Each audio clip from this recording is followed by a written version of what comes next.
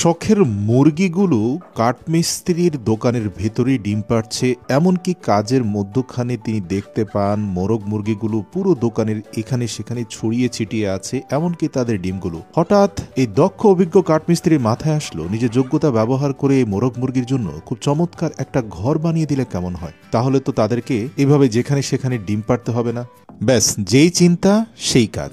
অনেকগুলো মজবুত বাঁশকে নির্দিষ্ট মাপে কেটে এগুলোর মধ্যখানে খুবই কায়দা করে উডেন ড্রিলিং মেশিন ব্যবহার করে খুব নিখুঁত কিছু ছিদ্র করলেন। বাঁশের কঞ্চি এবং মজবুত বাঁশকে ফ্রেম হিসাবে ব্যবহার করে তৈরি করে ফেললেন অসাধারণ বাঁশের দেয়াল। একজন দক্ষ, অভিজ্ঞ এবং সফল কাঠমিস্ত্রি হিসাবে তার কাছে থাকা অত্যন্ত এক্সপেন্সিভ এবং অত্যাধুনিক সব মেশিন ব্যবহার করে তিনি বাঁশের কঞ্চি এবং বাঁশ দিয়ে চমৎকার একটা মুরগির ঘর তিনি বানিয়ে ফেলেন। আপনারা দেখতে পাচ্ছেন যে দোতলা এই ঘরের একেবারে